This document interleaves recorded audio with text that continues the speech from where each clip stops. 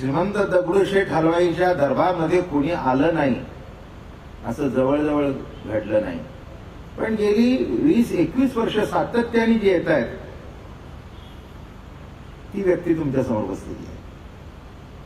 ते सातत्य केवळ माझ्या प्रवचनाचंच आहे असं नव्हे, एकमेकाबद्दलची आपुलकी, एक प्रेम, अर्थात त्या प्रेमाला कारणीभूत ज्ञानेश्वरी आहे हे तितकंच सत्य आहे, नाही का? पण एक आहे, त्या प्रेमामध्ये कुठे वासना नाही, त्या प्रेमामध्ये कुठे अपेक्षा नाही, त्या प्रेमामध्ये एवढीच अपेक्षा आहे की ज्ञानोबारायचं ज्ञान, तुकाराम महाराजांचं ज्ञान, नाथ बाबांचं, नामदेव महाराजांचं ज्ञान समाजातल्या सर्व थरातल्या लोकांपर्यंत अत्यंत व्यवस्थितरित्या पोचावं, हाच उभयतांचा हेतू आहे. आणि त्याचंच हे रूपांतर म्हणजे आमचे बहिरट पाटील इकडे वळले. आडनावावर असं म्हणतं, असं वाटतं की ज्याला ऐकू येत नाही तो बहिरट. परमार्थामध्ये सुद्धा बहिरट होणं त्याचं फार चांगलं असतं. म्हणजे बाहेरच्या जगाचं ऐकायला जेव्हा येत नाही तेव्हा आतला आवाज ऐकू येतो,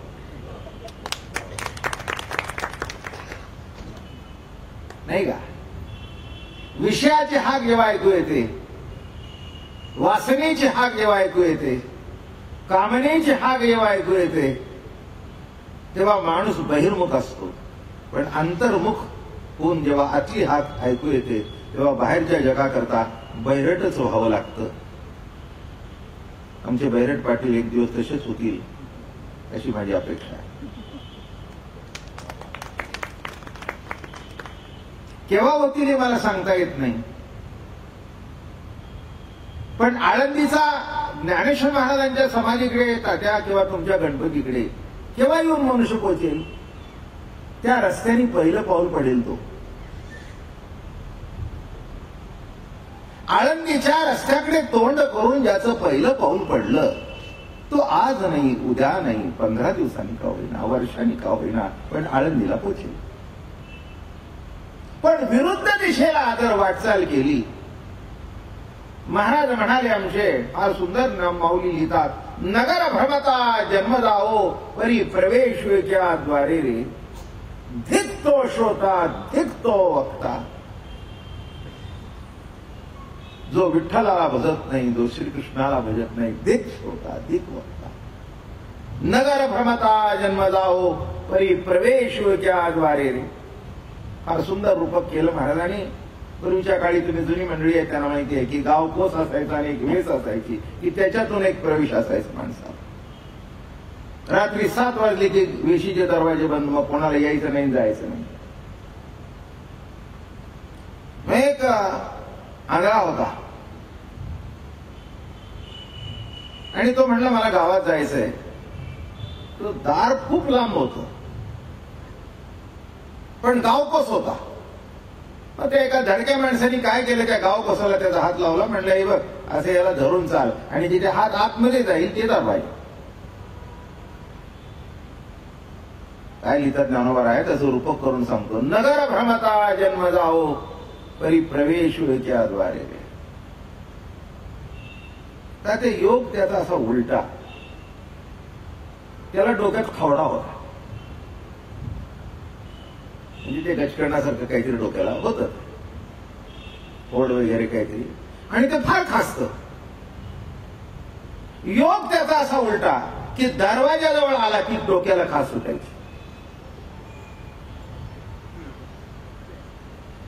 आता खाजवता पाय बंद पाहिजेत ना, पाय पुढे चालायचे आणि दरवाजा गेल्यानंतर भिंतीला हात टेकायचा.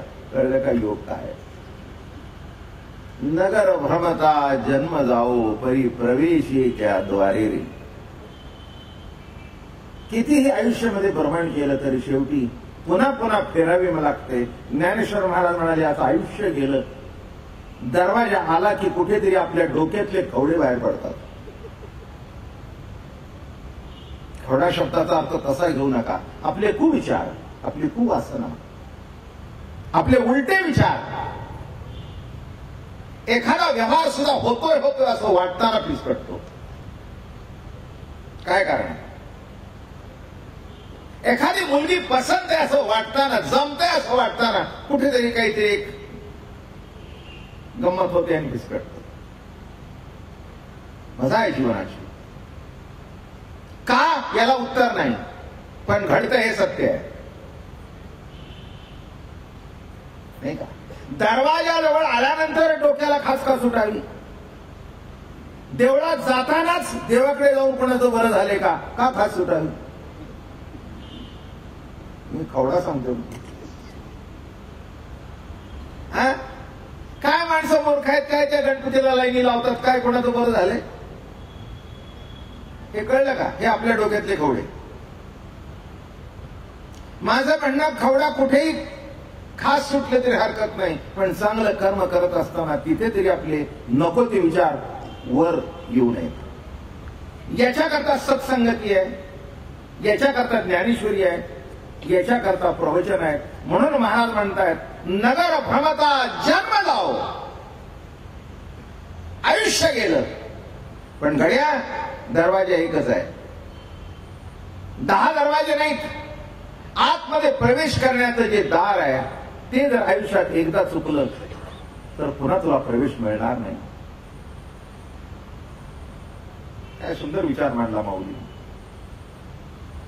तसं जीवनामध्ये माणसाला चांगलं करण्याचं वेळवाकडं पाऊल जरी पडलं असलं तरी सुधारण्याचं जीवनामध्ये वेळ येते आणि आलेली वेळ धरून ठेवावी म्हणजे उद्धार होतो.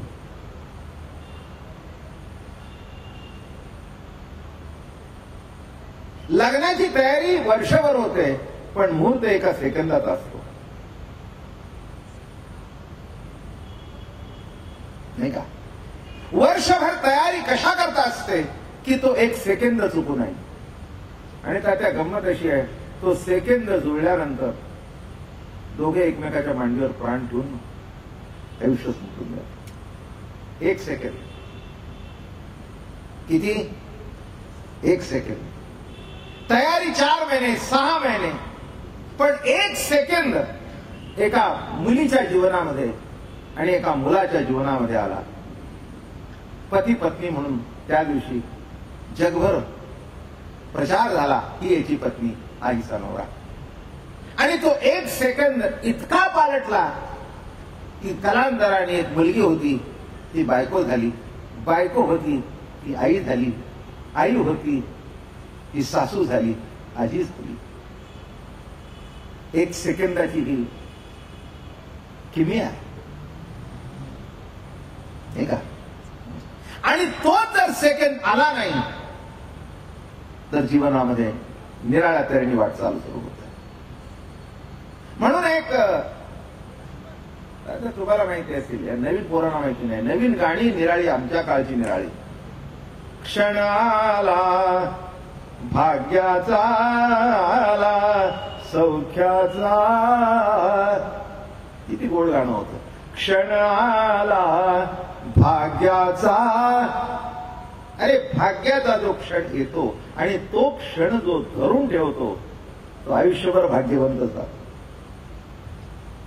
आणि तो भाग्याचा क्षण जर हातातून सुटला, हे बघा संसार कसा आहे का अथंग सागरासारखा आहे. त्या सागरामध्ये तुम्हाला काही दिसत नाही, पण योगायोगाने एक ओंडका जवळ आला. काहीही करा पण धरा आणि धरलेला धरून ठेवा. 2 हात जास्ती मारा, त्याला धरून ठेवा, कारण हाताची शक्ती जेव्हा संपेल तेव्हा तो ओंडकाच तुमच्या कामी येईल. तसं संसारामध्ये माणसाचं जेव्हा कर्तृत्व संपतं, ज्ञातृत्व संपतं, तेव्हा संतांच्या वचनाचा ओंडकाच कामाला येतो. म्हणून काहीतरी योगायोग तात्यांच्यामुळे म्हणा, आप्पांच्यामुळे म्हणा, दगडूशेठ हलवाईच्या कृपेच्यामुळे म्हणा, भैरट पाटलांचा आम्हाला योग आला. त्याने तो ओंडका धरून ठेवावा.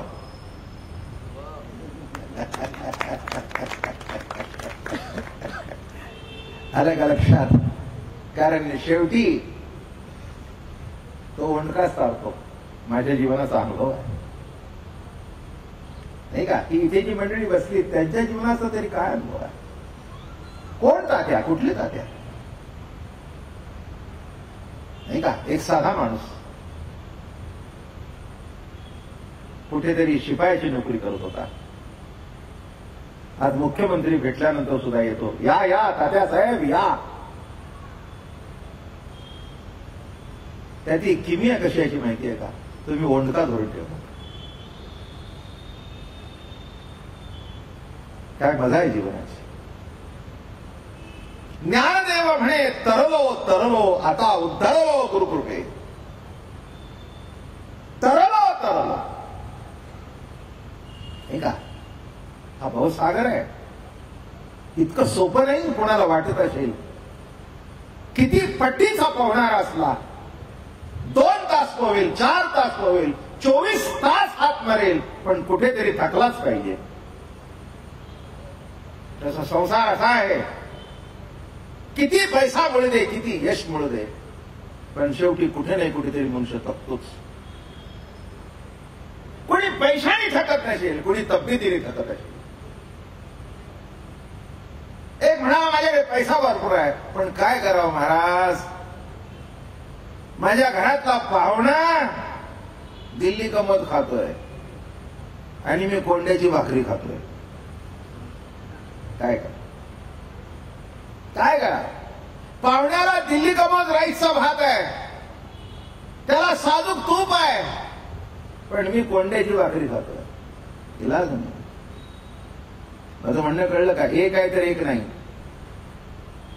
शरीर आहे, खायला वस्तू नाही.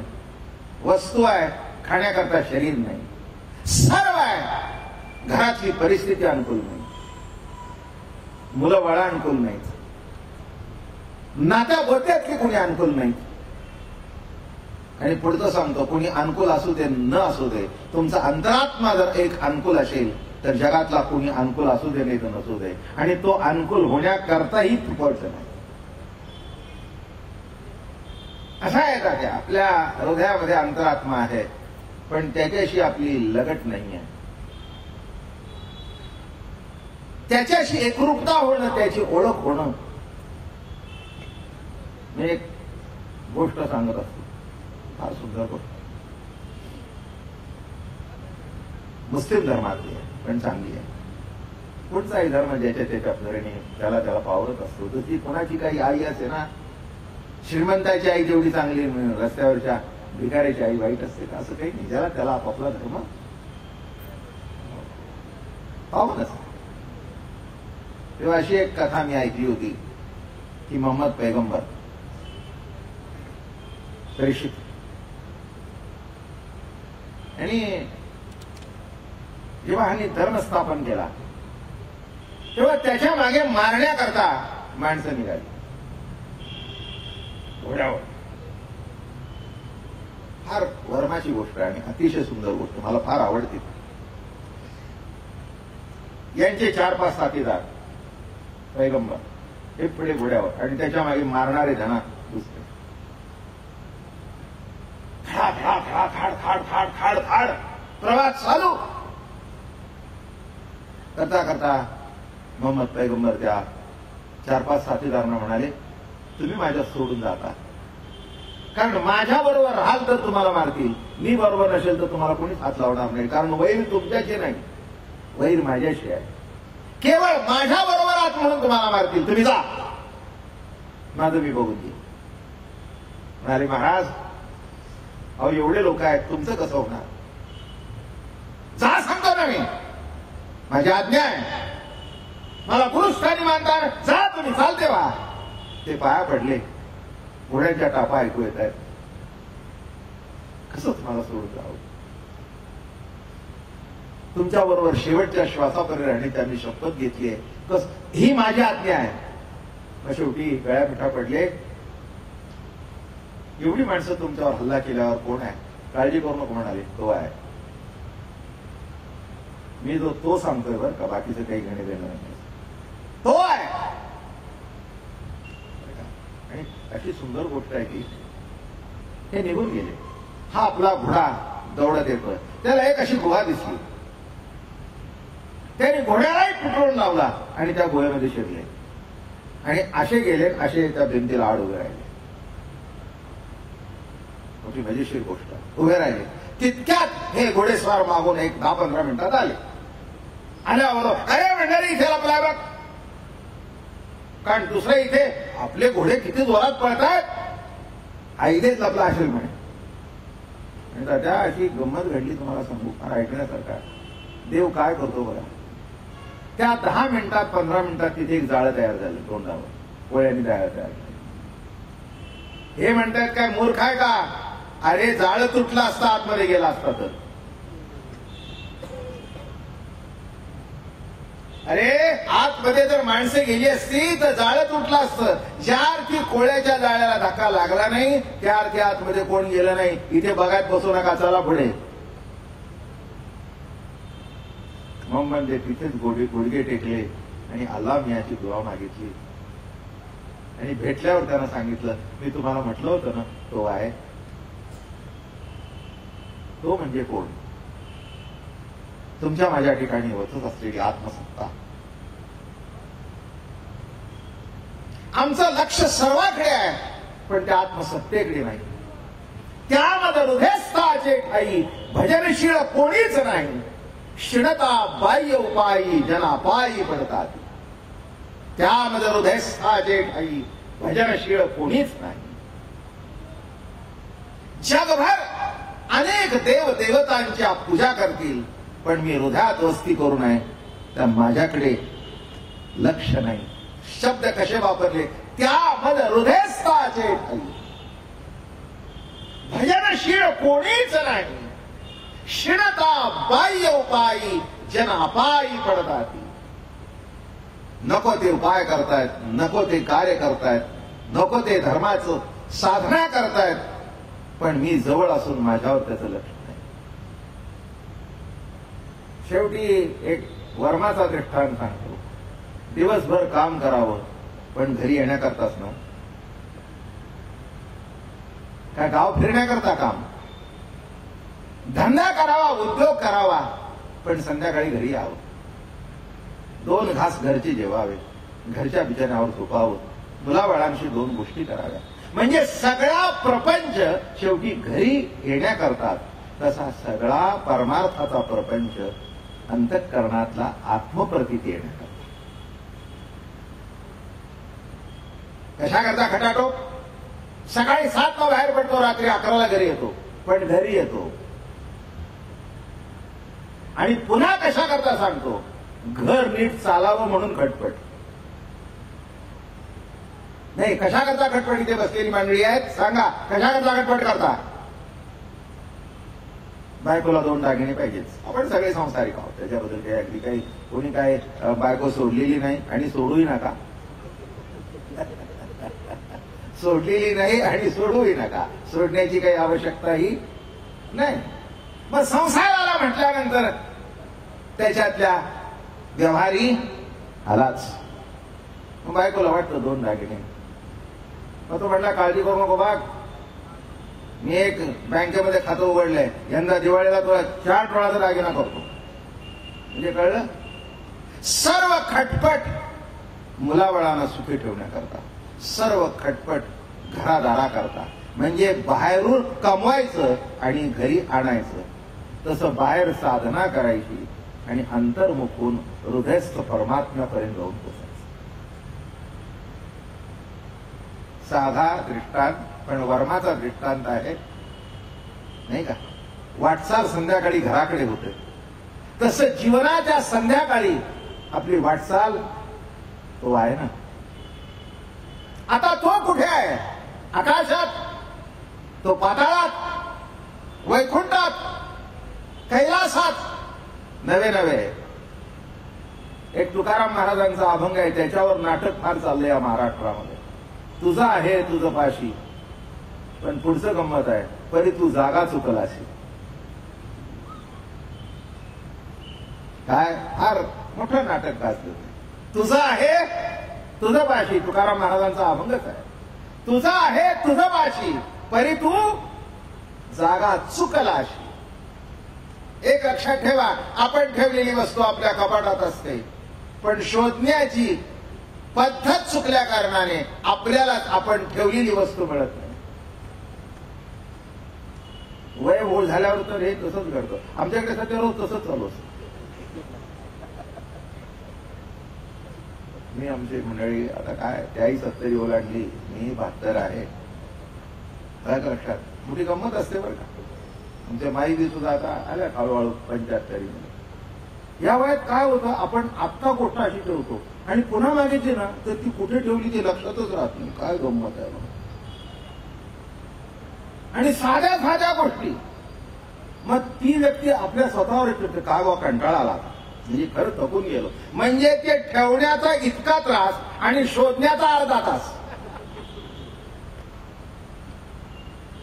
आणि शेवटी काय होतं माहितीये का, इकडे इकडे सरताना इथेच कुठेतरी खाली पडलेली म्हणजे. मी म्हटलं काय उपयोग आहे हा, नाही का. इथे सगळे तर तसं होतच. आपणच वस्तू ठेवतो आणि आपली वस्तू आपल्यालाच मिळत नाही. तसं आत्मवस्तू जी आपल्या ठिकाणी आहे ती आपलीच आपल्याला मिळत नाही आणि ती प्राप्त प्रतीती होण्याकरता एवढी सगळ्या काटात होत आहे. पण योग्य दिशेने वाटचाल, योग्य मार्गदर्शन आणि ते जर घडलं नाही तर जीवन सगळं व्यर्थ जातं. नमो माय भाषा.